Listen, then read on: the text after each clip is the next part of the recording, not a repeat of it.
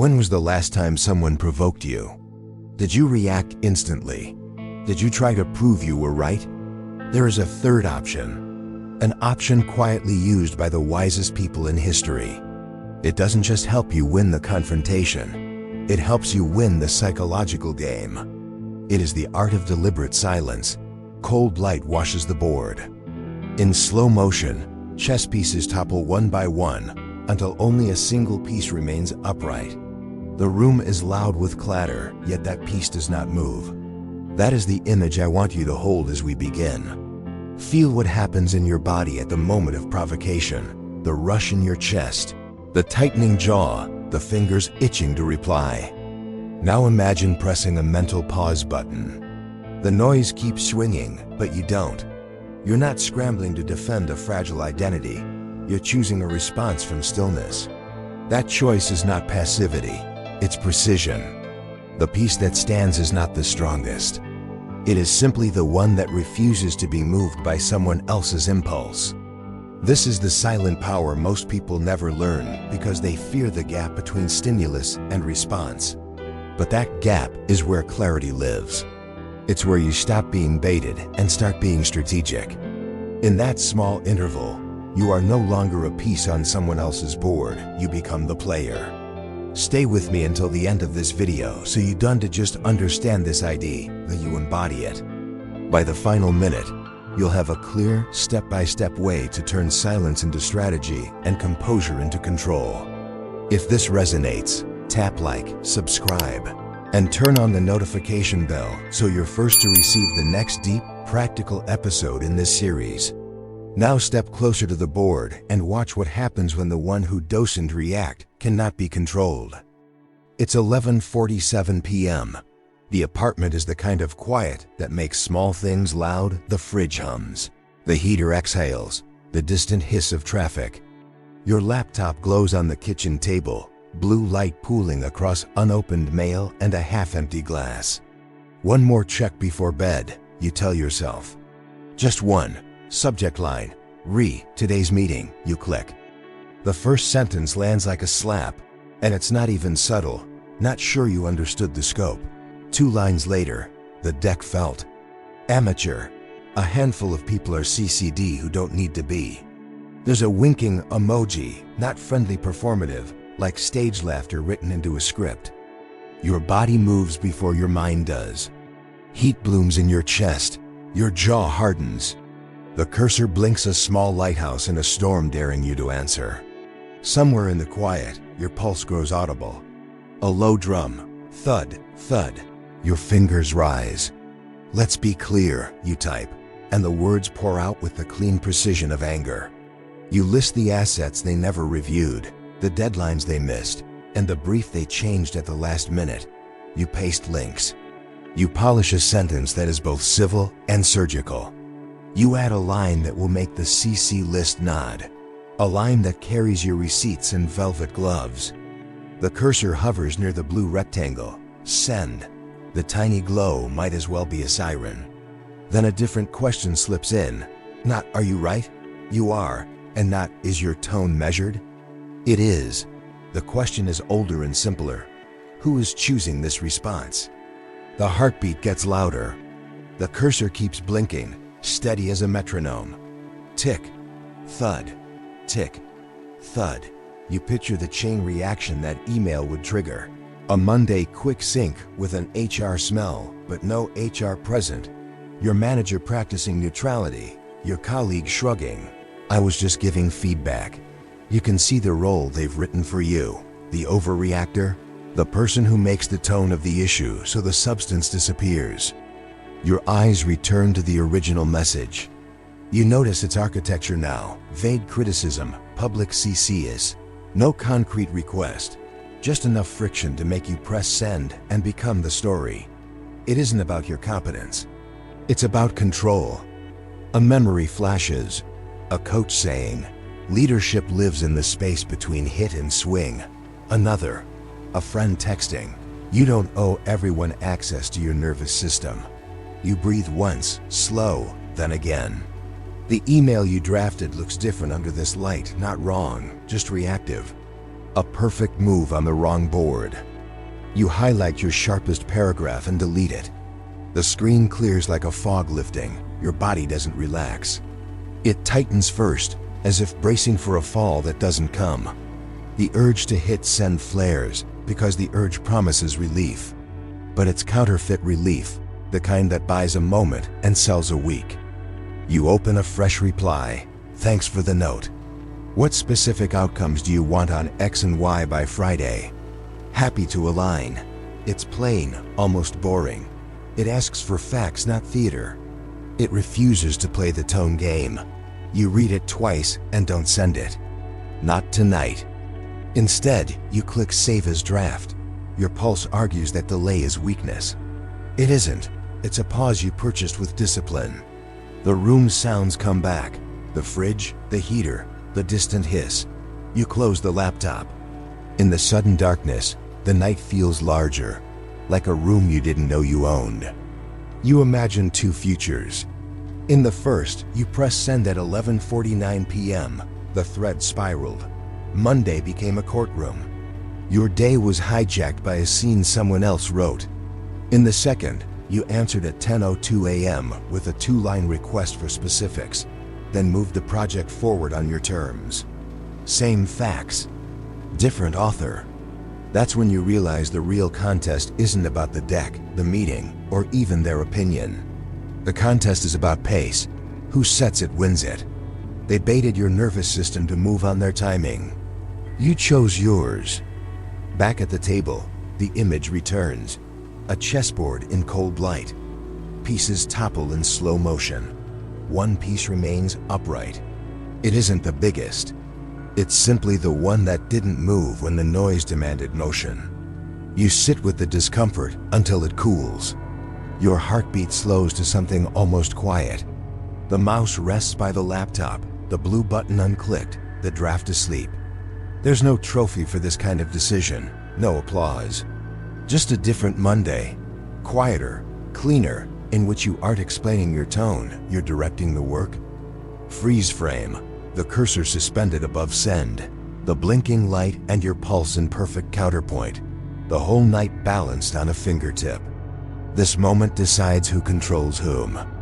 Tell me your story in the comments. Have you ever been baited by a midnight email, a public CC, or a just circling back that wasn't innocent at all? What did you do, and what do you wish you had done differently? Share it below. I read every comment, and I'll respond. Your experience might be the line that keeps someone else from taking the bait. When you don't react, no one can control you. It sounds simple, almost too simple. But behind that short sentence lies an entire philosophy of freedom, a form of power that no title, no money, no position can give you. The kind of power that can't be stolen, only surrendered. Epictetus knew this better than anyone. He was born a slave in ancient Rome. His body wasn't his own. His movements weren't his own. Yet his mind, his ability to choose his attitude, was untouchable. He called that sacred capacity prohairesis, the power to choose one's response. You can chain a man's limbs, he said, but not his will. His master could dictate his schedule, but not his state of mind. He taught that freedom begins not in the world, but in perception. It is not things themselves that disturb us, he said, but our judgments about those things. The insult isn't the problem, it's the meaning you attach to it. The delay, the criticism, the ghosted message, the disapproval, none of these have power until you grant it through interpretation. Imagine your life as two circles. The first contains what's within your control, your thoughts, your choices, your actions. The second holds what's beyond it, the opinions of others, the past, the weather, the market, the algorithm. Anxiety begins when you confuse the two, when you chase control in the outer circle and neglect mastery in the inner one. Most people live entirely in that outer ring, obsessing over who liked their post, what someone meant by a text, or whether they seemed off in a meeting. It's a constant war for control over what can't be controlled. And the more they fight, the more they lose themselves. Modern psychology calls this trap emotional fusion. when your identity merges with the emotional temperature of the room. Someone's anger becomes your anger. Someone's insecurity becomes your mission to fix. But Stoicism, centuries before therapy, offered the antidote: cognitive distancing, the ability to watch a thought instead of becoming it. Think of it like pressing the pause button on a remote control your remote. The scene doesn't disappear. It just stops moving until you decide what happens next. In that still frame, you reclaim authorship. You are no longer dragged by the noise of impulse. You observe it, label it, and decide. That's the silent power. Not silence as suppression, but silence as space. The deliberate refusal to hand over your nervous system to someone else's narrative. It's not indifference, it's discipline. You're not pretending you don't care. You're choosing when and how to care. You can feel it the moment you use it. A text comes in, charged with attitude, and instead of typing back, you breathe. A coworker throws a jab in a meeting, and you don't flinch. Someone tries to guilt trip you, and you smile slightly because you see the mechanism. That moment of recognition, of seeing instead of reacting, is the birth of power. Here's the paradox. When you stop reacting, the world slows down. You start to see people not as villains or heroes, but as mirrors of their own unhealed patterns. The email wasn't personal, it was a projection. The driver who cut you off isn't attacking you, he's trapped in his own storm. Once you understand that, the drama loses its gravity. Stoic philosophy was never about emotionless living. It was about emotional mastery. The Stoics didn't kill their feelings, they refused to be enslaved by them. To Epictetus, silence wasn't weakness, it was a strategy. It was the ultimate flex of freedom, the ability to decide, you do not get to steer my mood. If you're listening to this, pause and think. Where in your life do you confuse reaction with strength? Where does your instant reply cost you peace? Maybe it's an argument with your partner that always follows the same script. Maybe it's a message from someone you know how to decode, but answer anyway. Every time you react, you rent your mind out to someone else. The solution isn't withdrawal, it's awareness. Watch the feeling rise, name it, don't rush to solve it. The longer you can hold that energy without acting, the more it transforms from impulse into information. You start to see what the reaction was trying to protect. And once you understand it, you no longer need to obey it. This is what Epictetus meant by freedom. Not the absence of rules or restraint, but the presence of choice. To respond, not react. To pause, not perform. To hold your ground on the chessboard while every piece around you falls. That's the real victory. Not defeating your opponent, but mastering yourself. Now I want to hear from you. When was the last time you caught yourself reacting too fast, and what did it cost you? Or maybe there was a moment you chose silence and felt its power instead. Share your story or perspective in the comments below. I read every single one, and I'll respond personally. Because your reflection might just wake up someone else still trapped in the noise. Every act of manipulation follows the same invisible rhythm. It begins with a hook, moves to your reaction, and ends with your regret. 3 simple steps that quietly decide who holds control in almost every conflict you face. It always starts with the hook, the bait. Sometimes it's a sly comment from a coworker during a meeting. Sometimes it's a sarcastic text from someone who knows your weak spots. Sometimes it's a tweet written to trigger outrage. Whatever form it takes, the goal is the same: to pull you out of your calm center and into their storm. Manipulators, whether conscious or not, don't need to win arguments. They just need to win your attention. The moment you take the bait, you start moving on their terms. That's where the next stage begins: react. You feel the flash of heat in your chest, your pulse rising, your hands tighten. Maybe you fire off a sharp email, honk in traffic, or post that perfectly worded comeback on X. It feels good in the moment, like justice. But beneath that surge of righteousness is something else: surrender. You've handed over your peace for the comfort of being right. It's a short-lived comfort. After that initial rush, A quiet discomfort sets in the awareness that you played their game. This is the final stage, regret. You replay your words, imagine how you looked, how they'll twist your reaction, and you feel the weight of it. You know you moved too fast, too emotionally. The Stoic philosopher Epictetus understood this long before social media existed. If someone succeeds in provoking you, he wrote, realize that your mind was complicit in the provocation. They can't pull what you don't offer. The insult, the bait, the performance, they only work if you give them access to your reaction. We can see this mechanism everywhere today. Take the office. A coworker accidentally CCs your boss while criticizing your project. Your instinct is to respond instantly to prove you're competent. But if you do, you confirm the very narrative they're trying to create, that you're defensive. The more you justify, the more control they have. The wiser move is to wait, breathe, and respond privately later with facts only. Calm dismantles manipulation faster than any argument. Or picture traffic on I-405. Someone cuts in front of you. Your pulse spikes, your jaw locks, and your first instinct is to speed up and teach them a lesson. But what's the lesson really? All you've done is hand your mood to a stranger who's already gone. When you choose calm instead, when you smile and let it go, you take back ownership of your day. And then there's the digital world, the most fertile ground for manipulation. Someone online posts a cheap insult designed to drag you into a debate. Every keystroke you type fuels them. They don't need to win. They just need you to react. The algorithm rewards outrage because outrage keeps people scrolling.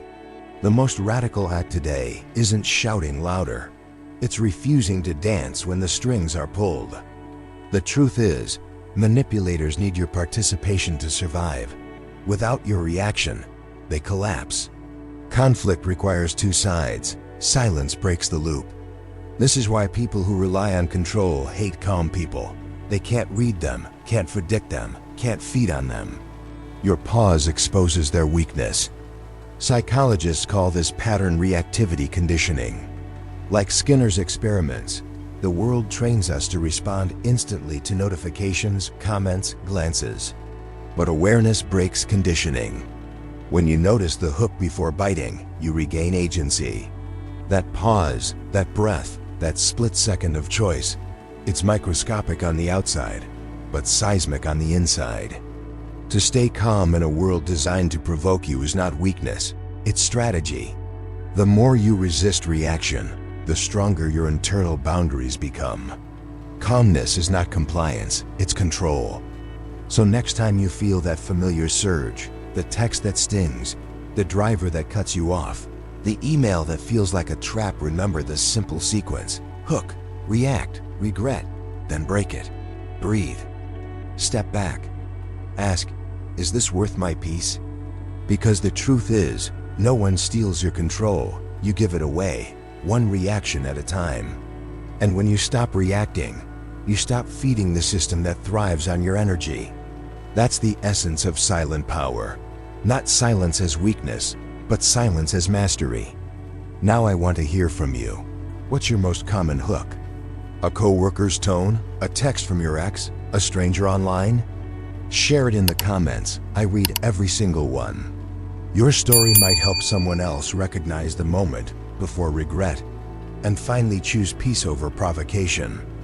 How do you transform philosophy into something you can live, not just read?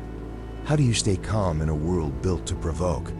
Epictetus didn't talk about theories, he gave tools. He believed peace was a skill, not a miracle.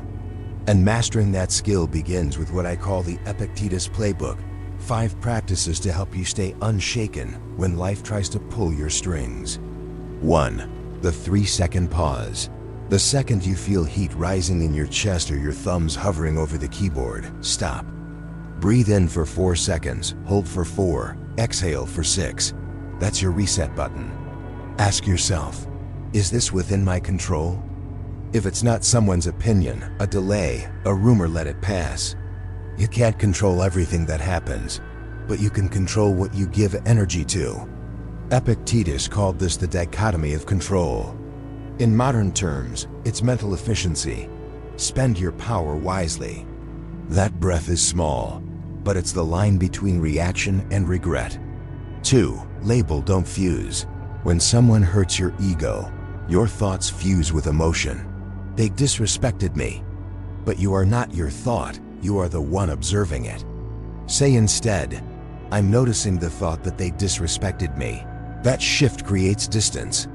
In psychology, it's called cognitive distancing. To Epictetus, it was freedom. Once you can name your emotion, you no longer obey it. You start responding instead of reacting. 3. Reframe the story. Epictetus said every situation has two handles, one that drags you down and one that lifts you up. You can't change the event, but you can choose the handle. When someone criticizes you, don't think, they humiliated me. Think, they're teaching me composure.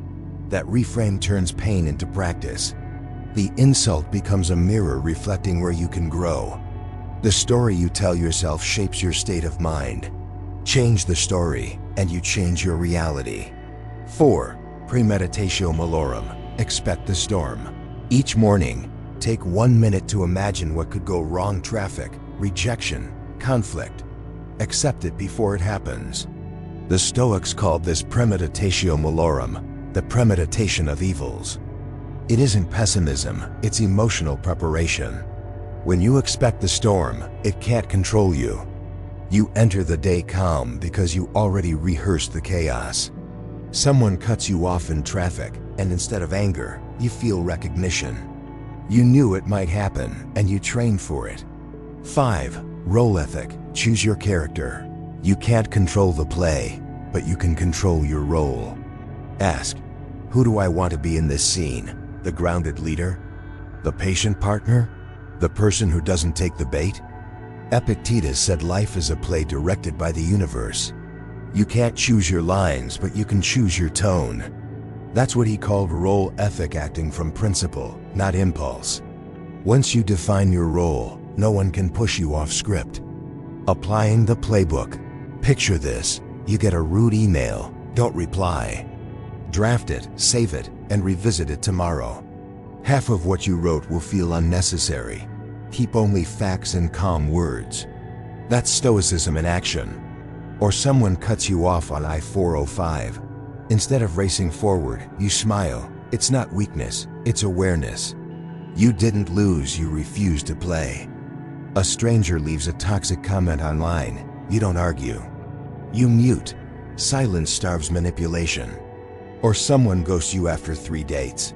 Instead of asking, what's wrong with me? You reframe, they just made space for someone aligned. Each time you apply a tool from this playbook, you strengthen what Epictetus called prohairesis, the power to choose your response. That's your real freedom. The more you use it, the lighter life feels, because calm isn't compliance. Silence isn't weakness. The pause is not retreat, it's command. So this week, practice one thing, own the pause.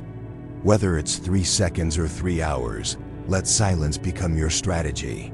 When you pause, you remind the world and yourself that your emotions are yours alone to command. Now tell me in the comments, which Stoic tool will you try first? The pause, the reframe, or the role ethic? I read every comment and respond personally. Your story might be exactly what someone else needs to find their own moment of stillness and their power.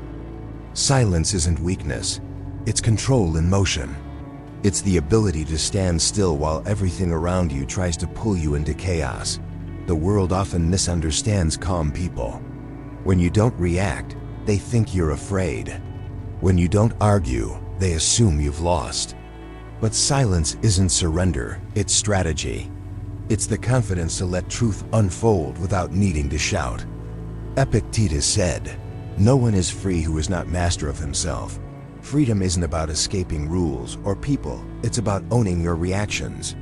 The moment you stop reacting, you stop being a piece on someone else's board. You become the player, the one who sees the whole game. Think of the last time someone tried to provoke you, a sharp comment, a passive jab, a manipulative silence. You felt the urge to respond, to defend, to prove. But what if you didn't? What if you just breathed and watched instead? In that stillness, something powerful happens. Their control disappears. The scene loses its grip. The game ends because you stopped playing. That's not weakness, it's wisdom. To remain calm when provoked is to win twice, once over them and once over yourself. The Stoics understood this. They didn't seek to kill emotion, only to master it. You can feel deeply and still choose peace. You can face conflict without becoming it. When you hold your silence, you hold your center. People can't read you, can't bait you, can't drain you. They start to sense it, that quiet strength that doesn't need to prove anything. The calmer you become, the clearer life gets. That's the paradox of control. You gain it by letting go. You stop trying to manage others, and instead, you master yourself. The more you pause, the freer you feel. The more you observe, the more power you have to choose your next move. Remember this, you don't owe anyone your reaction.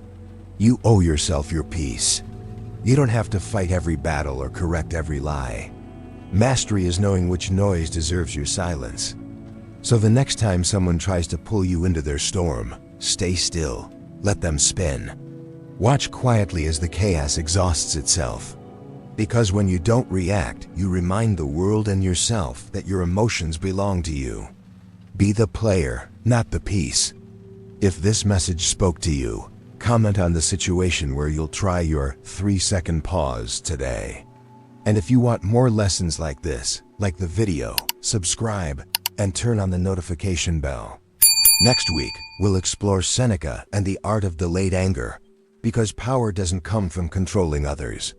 It begins and ends with mastering yourself.